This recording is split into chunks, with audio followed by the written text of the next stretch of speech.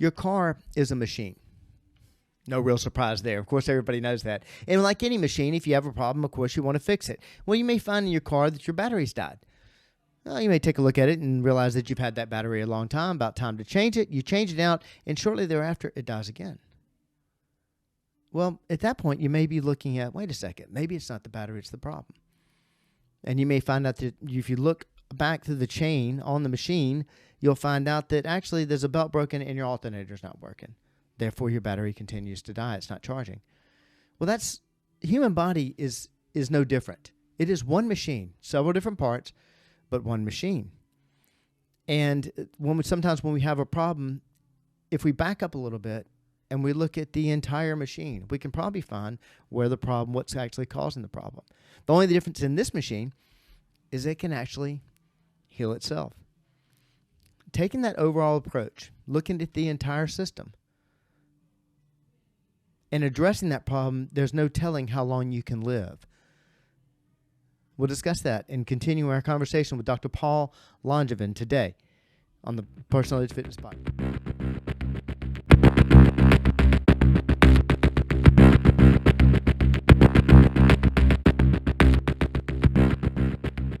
Good day and welcome to the Personal Edge Fitness Podcast. Thank you so much for joining us today for the continuation of a podcast that we did last week in speaking with my good friend, the osteopathic physician, Dr. Paul Langevin of Star Valley Osteopathy.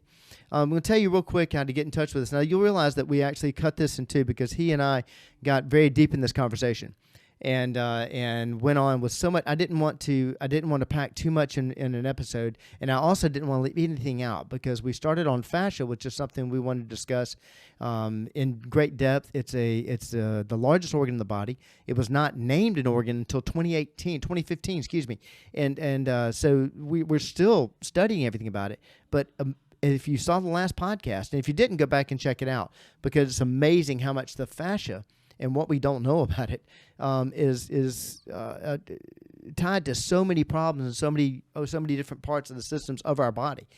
And Dr. Langevin talked about how he addresses the fascia. But we went on in the conversation and we started talking about the different connections. The different pieces and parts are actually connected. For instance, you'll hear us talk in the beginning of this, and we talked a little bit in the last podcast, and that is about a knee injury may be coming from somewhere else. And it takes that overall approach, stepping back, looking at the entire machine, trying to find not only fixing the problem, but trying to find what caused it. And we actually go into how that increases your lifespan, increases your longevity. I'm going to tell you before we get to the podcast, I'm going to tell you how to get in touch with us. If you have any questions about this podcast or any other, you can reach me at area code 251-278-3343. That's 251-278-EDGE. You can also reach me at Garrett, Garrett, at personaledgefitness.com. Personaledgefitness.com, of course, is our website. Personal Edge Fitness is our Facebook page. Hit me up on X at Team P if you're so inclined. And stay tuned. If you have any questions for Dr. Langevin, we give us contact information at the end of this. And if you'll notice on the description, if you're looking at this on Facebook or on YouTube, you'll notice that we have in the description his website, his email address, and his phone number. Be more than glad to handle your phone call. So appreciate you joining us today for the continuation of the podcast with my good friend, Dr. Paul Langevin, osteopathic physician of Star Valley Osteopathy. Here's the continuation of that program. Right. You're going to repair 80, 90%, maybe even 100%. Sure. But then a month later, you do something else, and you're like, oh, okay, yeah, that twinged again. So we collect these traumas throughout our life. Right, okay. Car accidents. Most of my patients are always looking for that one thing that caused this. Right. It could be straw that broke the camel's back, an accumulation. Exactly. Gotcha. Rarely, it's unusual, not rare. It's unusual for it to be the one thing. Yes, right. You had the car accident, but it's usually the straw that broke the camel's back. Right. So what I do is I get in there and I work on the fascia. Some techniques are very gentle. Other techniques I'm really getting in there and getting at it. And people are amazed at how quickly their mechanics. And I try to look. Yes, I was trained in the anatomy. I can find this muscle or that nerve or what have you. Sure. But I try to look at the entire mechanics of things. Right. Right. Like my patients that come in with knee pain, chronic knee pain. Yes. I don't touch the knee for the first couple of visits. Okay. I'm working on the foreleg, the ankle, the hip, the low back. Yes. I'm getting the mechanics working again there. Right. And that's going to start offloading the knee. Period. Yes. And so, the only problem with this building is I don't have stairs. So I'll have them walk up the stairs during the first visit. They're like, okay, there's no more knee pain. Right. Because now your glutes firing. Right. Exactly. Now your hamstrings firing. Exactly. Okay. Everybody will sit in the doctor's office and they'll okay, that my quad must be my knee extender. Yeah. In that situation, yes. Yes. If you want to go uphill, it's your glute. Right. Period. If your glute's not working. Exactly. So so when your glute's not working, your quad has to work extra. It's not meant to move body weight. Right. Your psoas is working harder. Yeah. Yeah. And so then you put all that strain on that patellar tendon right there. Exactly. And that causes a lot of pain. And everybody thinks that, okay, all I want you to look at, in fact, I wish I'd just send this part of my body in because that's all you need to mess with. Yes. Too many times it is coming from somewhere else. I've said this many times. We have eight or nine different ways when we opened the facility 9 years ago in the new facility in Mobile. I put 8 or 9 ways in there just to deal with hips alone. Mm-hmm. That's before you get into the brains of my incredible staff that can come up with a myriad of different exercises to deal with hips. Why? Because with the knee problems we were having. What? Wait a second. Yes, the knee problems we were having, the back problems we were having. I argue all the time, by the way, to my good friends that are physical therapists that I send people to, and we send people back and forth, not trying to make you upset, but they make a killing off of working on hips and addressing knee problems, back problems. I think that the multi-hip machine alone, you can probably put a nice price tag on what that brings in. And what you were saying, psoas, how much hip, just for instance, the hip is associated with all those different pains. Mm-hmm. So the fact that you approach it from an overall standpoint, and that's a lot. To me, that's a lot more effective than going from a surgical standpoint. If I'm just going to look at this one area and try to repair it, it's sort of like I don't know, if you've got something in your car that's connected to another part, and I'm trying to think of a good example, but you keep replacing the end result, and you're not doing anything at the beginning.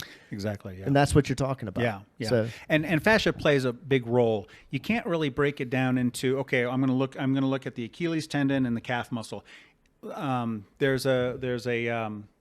He's a massage therapist into Rolfing. It's called Anatomy Trains. His last name is Myers. Okay. And so they did these dissections where they can show fascial connections from the heel all the way to the skull. Oh, and so these are big chains of fascia, and fascia is supposed to absorb the forces of life. Okay. Yeah. Everybody talks about,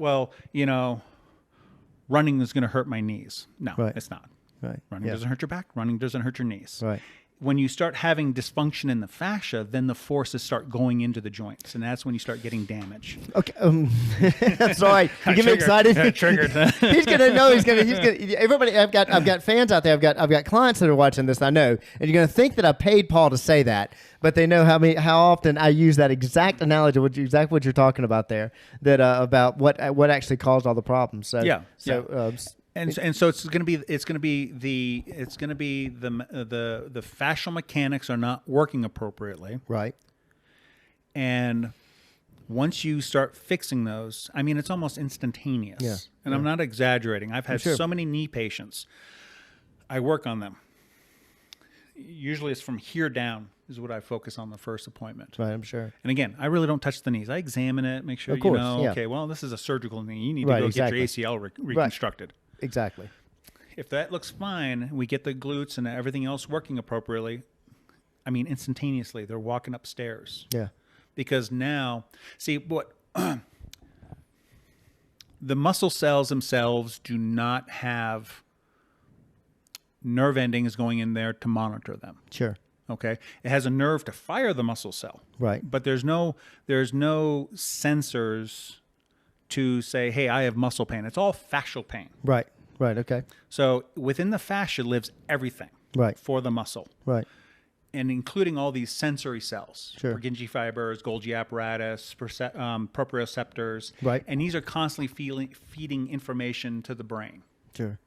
And they kind of smooth out our movement. So wow. that's why when you were a kid and you started writing, it was horrible.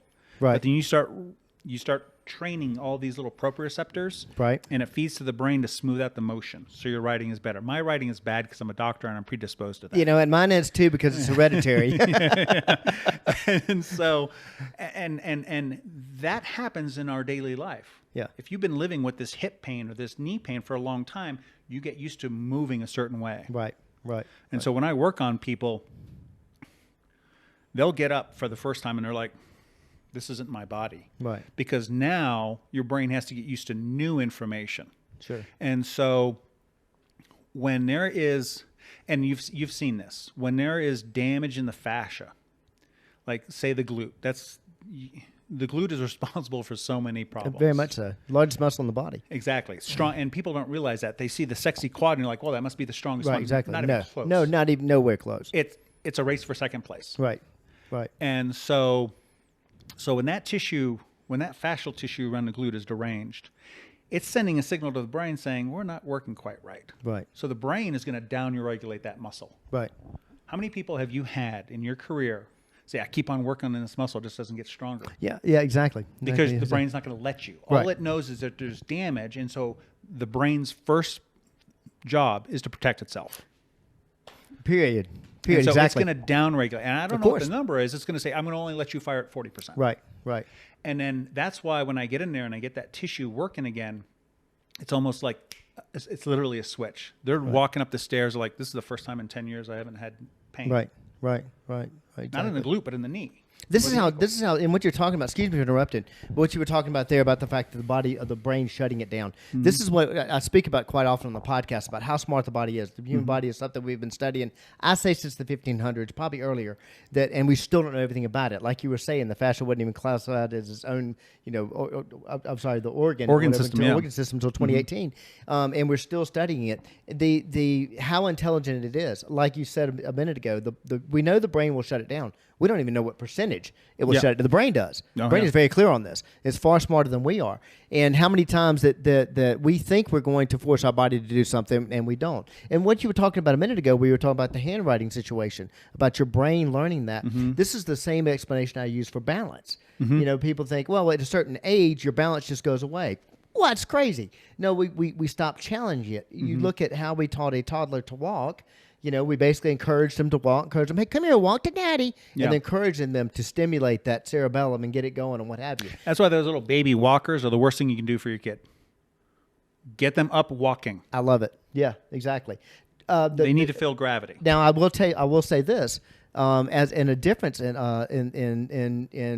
like the baby walkers, when a lot of times I believe we try to make things too easy, which is hampering development.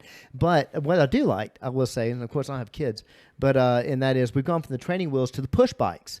Have you seen these? The no pedal bikes? Now I like that because we're challenging, we're learning balance. It's the same basic idea. So no, it's a great thing. But back to what you were saying about it shutting down the glute, not effectively using the glutes. Too many times we have people coming in, and by the way, all our clients, if you want to know justification why Josh and Charlie especially, and I know that Aubrey's in this territory too. Katie, I don't want to leave any of y'all out. Love the deadlift.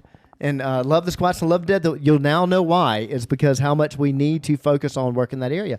But your approach to looking at it, like when somebody comes with a knee problem, once you find out that we don't have a bleed and we don't have we don't need a knee surgery here, then you don't touch the knee. You look at everything else going on. It's one of the first things we do in a workout is an evaluation workout. Yes. Yeah, but it's right here. I got this pain. Hang on. We're going to back up. We're going to take a broad approach, and we're going to find out most likely. A lot of times it's somewhere else. So, and I stopped you on what you were talking about as far as the different connective tissue. But I want to go into how this heals the body.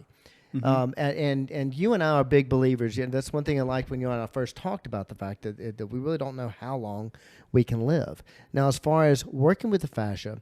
And doing the manipulations, opening that up, freeing it up so the body can heal itself. Talk about the longevity of that. Talk about what you're seeing as far as your clients or your patients are concerned about their longevity. I mean, is it mainly prevention that we're working on here? Some of it's treatment, but others, and they'll. What can I do to prevent this from happening? Right.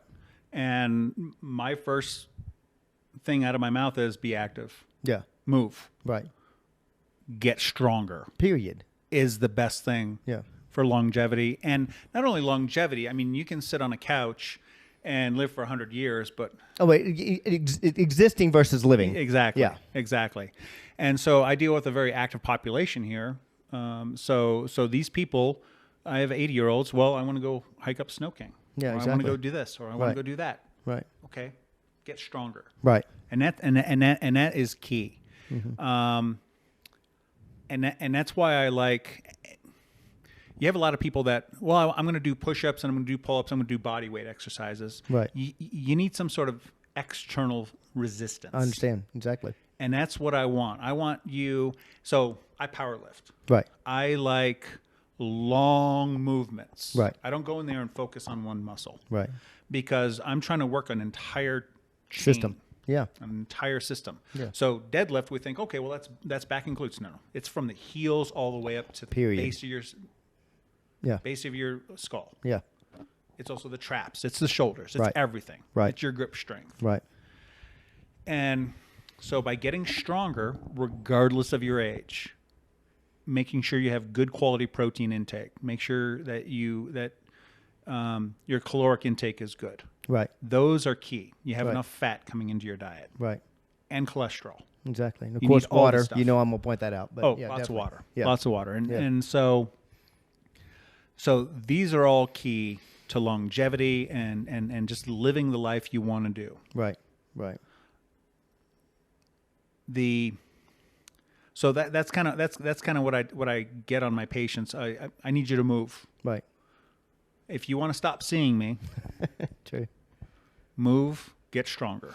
Well, this is what we were talking about earlier, and I can ask you the easy question because I know the answer to it, and that is, okay, at what age does all that stop or slow down? You're going to say the same thing I do. It doesn't. There's not one. No. It has no bearing on it whatsoever. But this is why I asked the question and about the longevity is because I know that because I see your field as more preventative, and yes, corrective. But okay, why did it happen in the first place? How can we keep it from happening again? Exactly. And that's the biggest part of it. That's what we do. Mm-hmm. I mean, that's what we do in our field. And how many times I have to? It's difficult because of I'll have to say the lack of education out there. But it's difficult sometimes to convince folks, hey, look, you can get better. And how many times in speaking with them that look, I've got this injury or whatever. Wait a second. Do you have nerve connection there? Can you get communication to that part of the body? Yes. Okay. Do you have circulation there? Yes. Yes, I do. Are you missing a joint? Are you missing? No, I'm not. Then you can repair it. If I did that with a 12-year-old and had that situation, we wouldn't just go, okay, that's it. Your knee's gone forever. We're going to look at him and go, But I find I'm always shocked by that approach when it comes to somebody that's got so many numbers on the calendar. This also, but we're going to follow up this with another podcast, and this is a second part now of this podcast. But we've got another podcast coming up because it's something that and I want to touch on it briefly. Something I didn't know about your history until we were speaking just a few days ago about your getting the MPH. Mm-hmm. And your experience that you had there, and that's about getting a master's in public health. Here you are with the DO, and then you're getting a master's in public health, and then the I guess it was a thesis or research paper or something that you had produced. Don't go too much into it. We're just going to go into it later. Yeah. So my focus I had two focuses. One was for the Navy, and that was fatigue and sleep in aviation, which is huge. Right. But my other one, which was more important to me personally, was the myth and misconceptions of nutrition. Right. From a public health standpoint. I'm going to stop you there because you're going to have to tune into that podcast, and I'll give you a little bit of a hint. What we're talking about right now, about the lack of education, the misunderstanding, and as you told me before in the podcast about how much you're talking to your clients about explaining to them about fascia, explaining about, hey, look, this is a thing. This is what's going on. The resistance that he ran into because he was presenting facts. Mm-hmm. I mean, cited clinical facts. And ran into, as I've told you before, well, I just don't believe that. Yeah. That's amazing to me. The most unscientific statement. Yeah, exactly. When presented with scientific data. Exactly. Look, as you can see, that since he and I do think alike, Dr. Langevin and I can sit here and talk all day long about this subject. I'm gonna have to bring the second part here to a close, but I look forward to doing that next podcast with you. And thank you so much for being on. Thank you very much. So, listen, if you have any questions about this, dealing with, you can absolutely contact us 251-278-3343. That's 251-278-EDGE. Garrett at personaledgefitness.com, our website, Facebook page. Hit me up at Team PE on X. But if you have any questions dealing with this particular subject and are interested in the services of my good friend Dr. Paul Langevin, how do we get in touch with you? Well, you can visit my website. It's at www.starvalleywomm.com. I'll have it on there. And then I'm also at 307-259-9973. Fantastic. And I usually turn off my phone at night, but I usually respond to voicemails. Well, they can contact you through the website, though, can't they? They can contact me through the website, yeah. Okay, great. Yeah. Well, and located in beautiful Alpine, Wyoming. This is just actually, I should ask you: is it still referred to as Star Valley or not? Alpine is the northern terminus of Star Valley. Okay. So yeah, it's part of it. If you're interested, don't know where that is, we're about I'm gonna say, you may correct me on this, 45 minutes to an hour south of Jackson. From Alpine, yeah, it's about half hour. About half 45 hour. minutes. Yeah, gotcha. So, and clients from all over. I mean, you've got clients from Idaho, from Wyoming, from Utah, Colorado. Yeah. I have people driving 4, 5, 6 hours. No matter where you're located, if you're interested in any information on this, loves to help people, reach out to my good friend Dr. Langevin. Contact us at personaledgefitness.com. Listen, working with fascia, learning how to live longer by being preventative to your actions, just one more way. We help you live your level of wellness. Thank you so much for joining us.